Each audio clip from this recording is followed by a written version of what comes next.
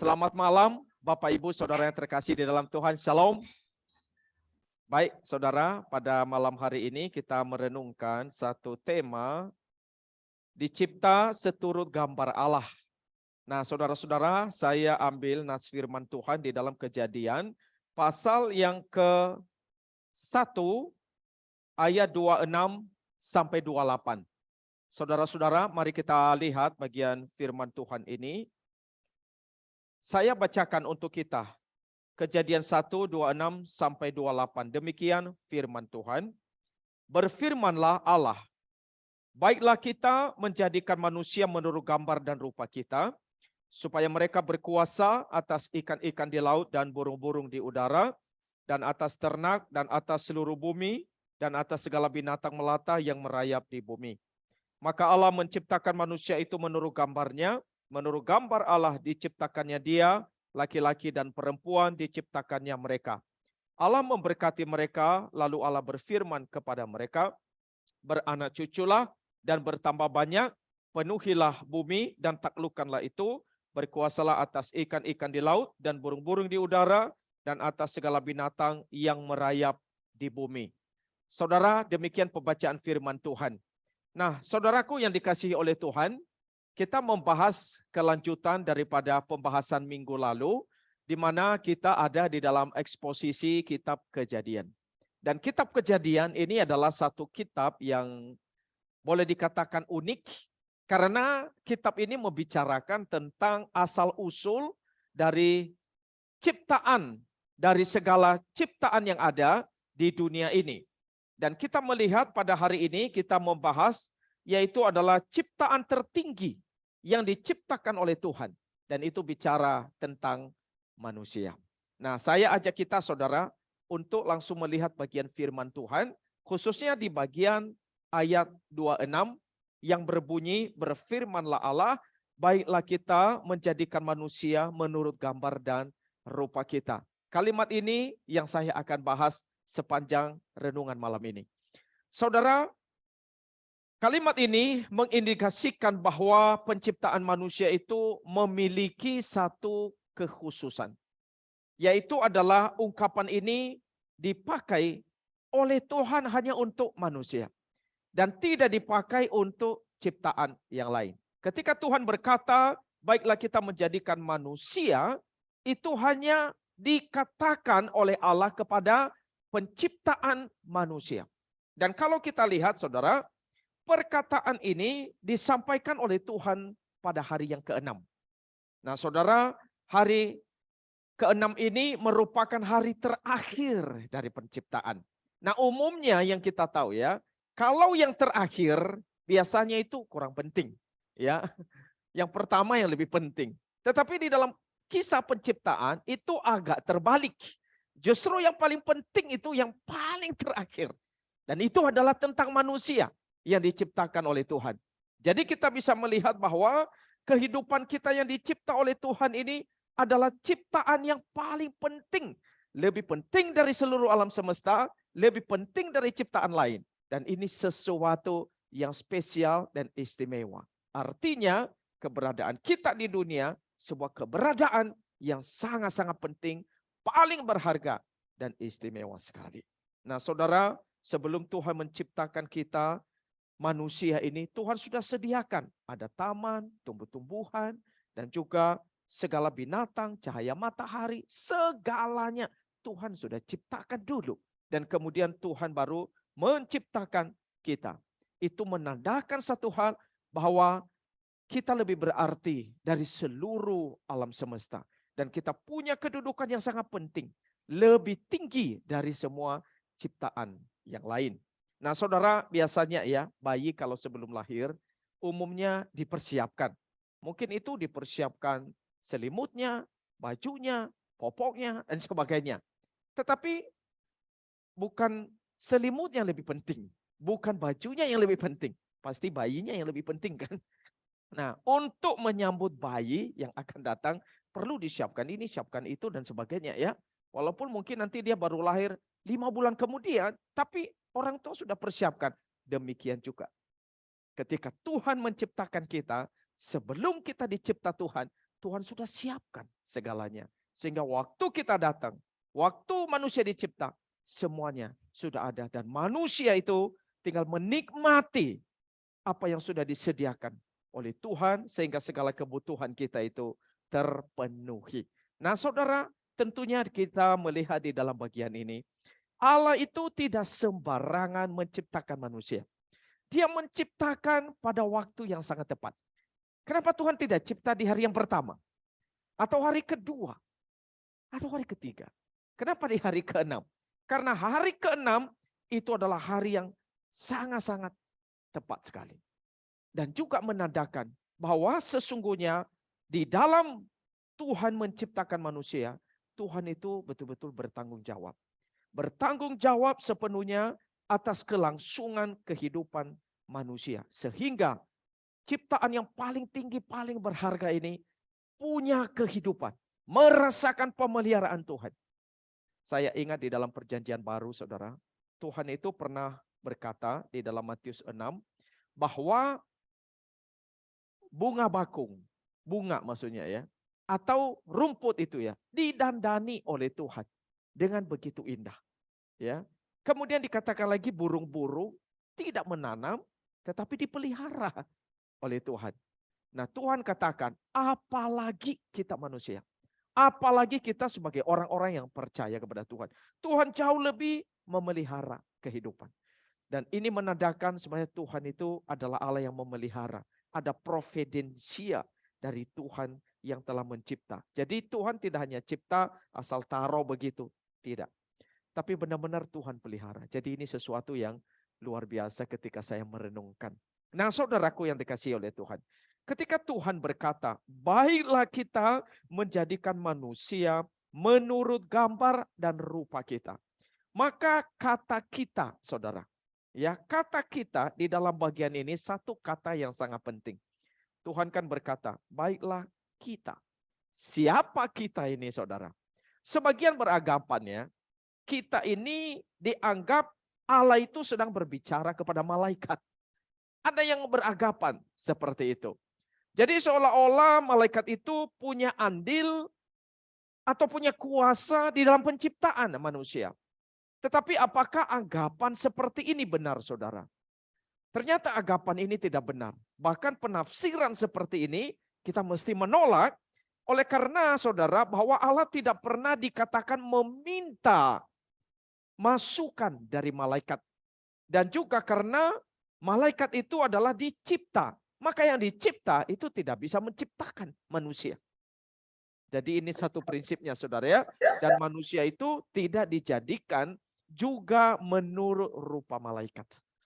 Sehingga saudara, satu-satunya kemungkinan untuk kita mengerti mengapa Allah menyebut kita dalam tanda kutip. Karena Allah adalah Allah Tritunggal. Anthony Ahukma saudara, dia mengatakan kita harus menafsirkan bentuk jamak ini bahwa Allah itu tidak bereksistensi sebagai keberadaan yang tersendiri, melainkan sebagai keberadaan yang memiliki persekutuan dengan yang lain. Wah, ini satu penafsiran luar biasa. Pasti Pentong mengatakan begini saudara ya. Ada Allah Bapa, Allah Anak, dan Allah Roh Kudus. Jadi Allah dalam tiga oknum ini berdialog, berdiskusi, bahkan juga melakukan komunikasi di dalam merencanakan di dalam penciptaan manusia ini. Jadi kita melihat saudara, kata kita di dalam bagian ini sebenarnya bicara soal Allah Tritunggal. Jadi meskipun mungkin kata Allah Tritunggal tidak ada di sana, tetapi nanti di dalam seluruh bagian Alkitab kita baru memahami saudara bahwa sebenarnya ini terkait dengan Allah Tritunggal yang memang menyatakan bagaimana Allah oknum dari tiga Allah Tritunggal itu saudara, oknum Allah Tritunggal itu, tiga oknum itu sedang merencanakan sesuatu. Setelah jelas lalu mereka berkata, Allah berkata, baiklah kita menjadikan manusia menurut gambar dan rupa kita. Jadi di dalam menjadikan kita ini ada satu proses diskusi, ada satu proses dialog, ada satu proses komunikasi di dalam oknum Allah Tritunggal. Dan itu sesuatu saudara yang begitu indah. Dan di dalam ciptaan yang lain, hal ini tidak terjadi. Nah, kita melihat satu hal saudara, bahwa sebenarnya Allah sebelum mencipta kita itu, proses diskusi yang dilakukan, proses komunikasi, proses dialog ini menjadi sebuah sumber atau menjadi sebuah landasan dan menjadi sesuatu hal bahwa Allah Tritunggal di dalam pribadi, oknum pribadi masing-masing itu saling menghargai. Dan itu saling menghormati saudara. Sehingga ini juga menjadi sebuah sumber bagi kita. Menjadi sebuah prinsip bagi kita. Bagaimana kita satu dengan yang lain. Mesti saling menghargai. Mesti saling menghormati. Mesti saling mengasihi. Seperti pribadi Allah Tritunggal. Yaitu oknum. 3 oknum itu saling menghormati dan menghargai. Nah saudara, saya melihat ini adalah satu prinsip yang sangat penting di dalam keluarga. Saling menghargai, saling menghormati. Membangun diskusi, membangun komunikasi, membangun dialog.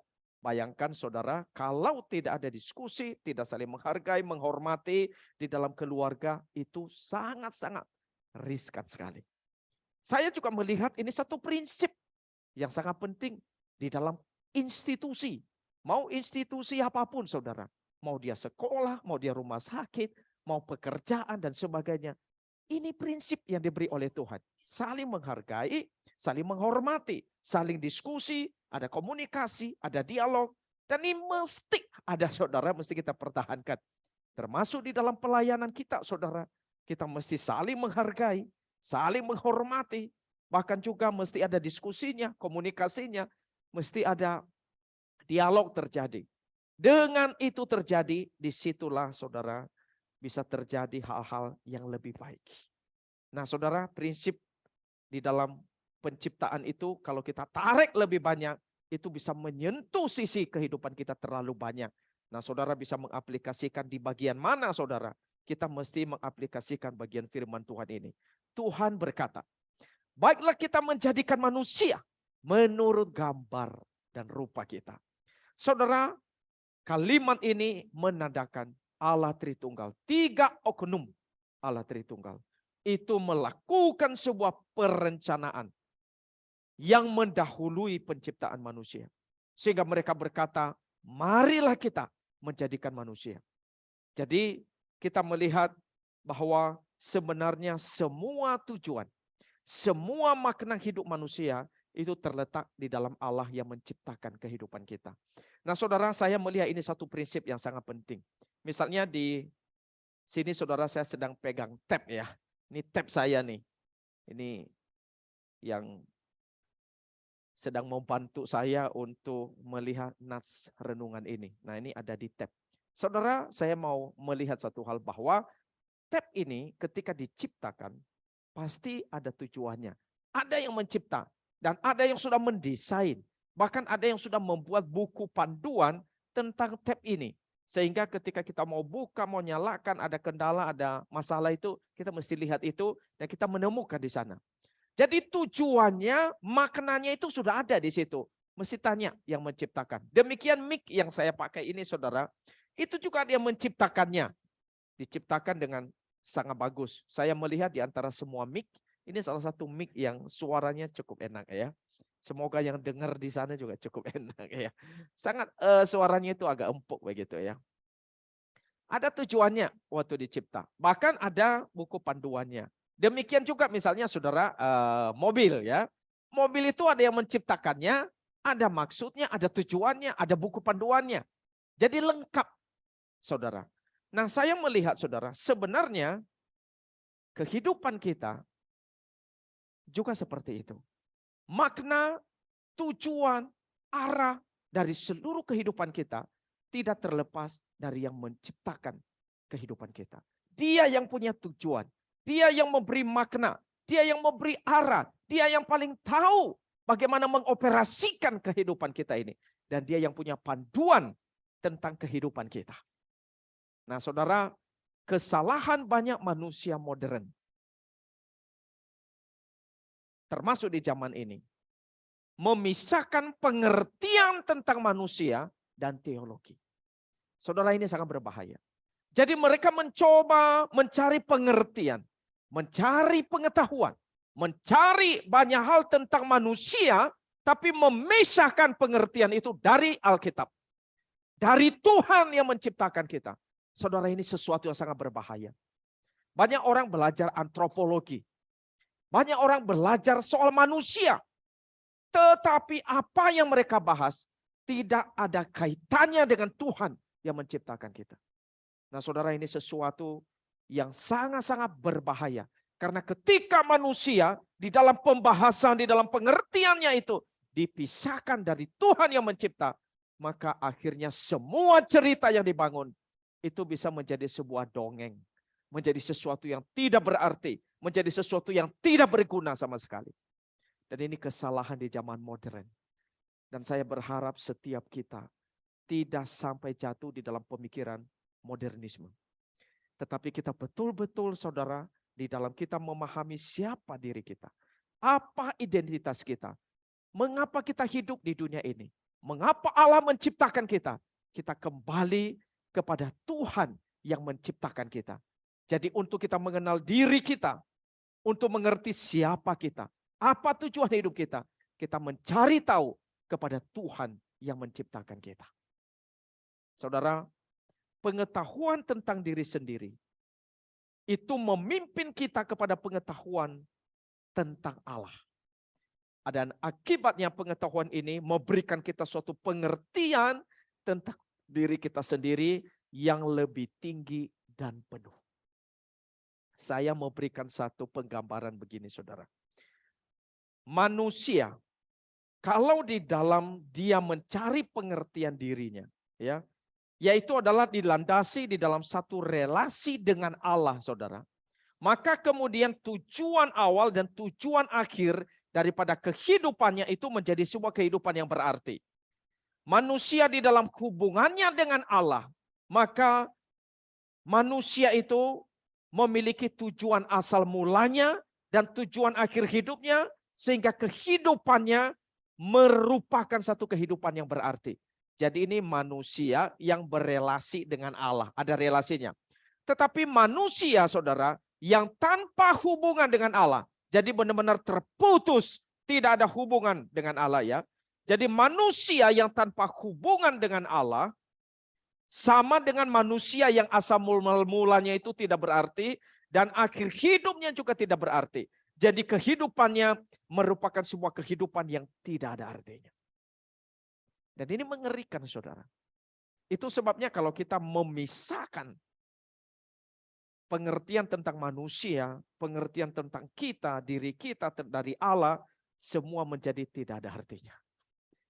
Hanya ketika kita manusia ini kembali kepada Tuhan, kembali berelasi dengan Tuhan, di situ kita akan menemukan apa makna hidup kita. Apa arti tujuan hidup kita? Kalau kita bisa sampai di 2023, mengapa Tuhan izinkan? Mengapa Tuhan masih kasih kekuatan? Masih bisa bersama anggota keluarga kita. Kenapa kita tidak dipanggil Tuhan di masa COVID misalnya? Atau di tahun lalu? Semua makna dan tujuan itu ada di dalam Tuhan. Saudara, kita bukan ciptaan yang independen. Werner Foster, saudara, dia mengatakan, di dalam menjadi, berada, dan musnah, semua ciptaan sepenuhnya bergantung pada kehendak Sang Pencipta. Segala benda dan semua makhluk yang diciptakan sepenuhnya tergantung kepada Allah. Jadi saya baca beberapa ayat, Nehemia 9 ayat 6. Hanya engkau adalah Tuhan. Engkau telah menjadikan langit, ya langit, segala langit, dengan segala bala tentaranya, dan bumi dengan segala yang ada di atasnya, dan laut dengan segala yang ada di dalamnya. Perhatikan kalimat berikutnya. Engkau memberi hidup kepada semuanya itu, dan bala tentara langit sujud menyembah kepadamu. Yang memberi hidup kepada semuanya adalah Tuhan. Satu lagi, Kisah Para Rasul 17 ayat 25 dan 28. Dialah yang memberikan hidup dan nafas dan segala sesuatu kepada semua orang. Tuhan yang memberi hidup, Tuhan yang memberi nafas, dan Tuhan yang memberi segala sesuatu kepada kita manusia. Ayat 28. Sebab di dalam Dia kita hidup, di dalam Dia kita bergerak, di dalam Dia kita ada. Jadi semua dari Tuhan. Artinya apa saudara? Kita nggak bisa dilepaskan dari Tuhan. Kita nggak mungkin bisa berkata, saya bisa independen. Saya bisa hidup sendiri tanpa Tuhan, tanpa butuh Tuhan. Saudara, relasi ketergantungan kepada Tuhan itu mutlak di dalam kehidupan kita. Jadi waktu Allah menciptakan kita, tadi dikatakan itu dicipta menurut gambar dan rupanya.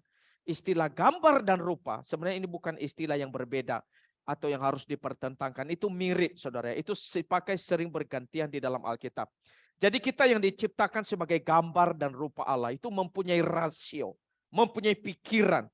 Jadi ini juga kita mempunyai kehendak, mempunyai emosi, sehingga kita bisa memutuskan menilai segala sesuatu.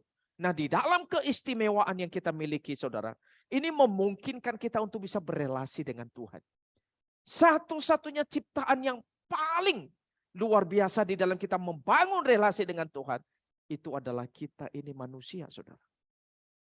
Nah, itu sebabnya kehidupan kita yang telah dicipta dengan istimewa ini, sebenarnya Tuhan ingin kita menggunakannya untuk berelasi, untuk bersandar kepada Tuhan, untuk menggantungkan seluruh kehidupan kita kepada Tuhan. Nah saudara, kita sudah di 2023. Dan juga saudara, kita 4 hari lagi memasuki tahun baru Imlek. Sudah 18 hari kita melewati 2023 ini. Jadi nuansa tahun barunya itu betul-betul sangat berasa. Dan saya yakin minggu ini banyak yang sedang sibuk mempersiapkan kue, mempersiapkan di rumah itu mesti ada, mungkin kalau di rumah saya ada pohon Natal, istri saya sudah ganti jadi nuansa Imlek ya, ada lampion apa namanya kayak lampion-lampion kecil ya, gantungan-gantungan gitu ya. Jadi sudah dibikin ada suasana Imleknya begitu ya. Nah, saudara, di suasana tahun baru biasanya orang bikin resolusi. Saya ingin tanya, saudara bikin resolusi apa di tahun yang baru ini? Resolusi apa yang saudara sudah buat? Mungkin ada yang berkata, saya akan mau menyimpan uang sebanyak-banyaknya di tahun 2023. Itu satu resolusi. It's okay saudara ya. Mungkin juga ada yang berkata, saya ingin lebih sehat sehingga makan lebih sehat. It's okay juga. Sehingga ada yang ikut fitness ya. Seperti teman kita ini yang ada di depan saya sebelah kiri ya. Dia ikut fitness untuk mengencangkan otot-ototnya ya. Contoh Abraham, benar ya. Ya, udah mulai kemarin dia sudah mulai ikut makan telur sehari 3 biji, 3 ya, benar ya. 3 butir ya, 4 ya. Oh ya, dia sedang ya. Atau juga mungkin saudara ada yang berhenti minum minuman keras, berhenti merokok dan sebagainya. Mungkin juga ada yang mengurangi berat badan saudara ya. Mungkin ada. Tetapi itu kan secara jasmani saudara ya. Secara rohani adakah resolusi yang sudah saudara buat untuk membangun relasi saudara dengan Tuhan di tahun ini? Nah saudara, saya merindukan di tahun ini kita bikin resolusi sama-sama. Ini sebagai penutup khotbah saya. Misalnya saudara, kita saat teduh baca Alkitab dengan teratur, dengan disiplin setiap hari. Itu bisa jadi resolusi kita. Itu membangun relasi kita dengan Tuhan. Yang kedua, kita melayani dengan giat. Mungkin saudara bisa menjadi guru sekolah minggu, jadi liturgis, jadi singer, mau jadi tim misi, tim ibadah dan sebagainya. Mari berkomitmen saudara di tahun ini melayani Tuhan. Atau memberitakan Injil, menyaksikan kasih Kristus. Juga bisa menjaga hidup kudus. Atau tiap minggu kita ibadah. Khususnya yang kurang rajin beribadah, ambil komitmen tahun ini jangan sampai absen di dalam ibadah. Kecuali mungkin sakit saudara. Atau tiap Rabu ikut spiritual formation. Ini juga sebuah resolusi. Atau kita ikut pembinaan dan banyak resolusi yang lain.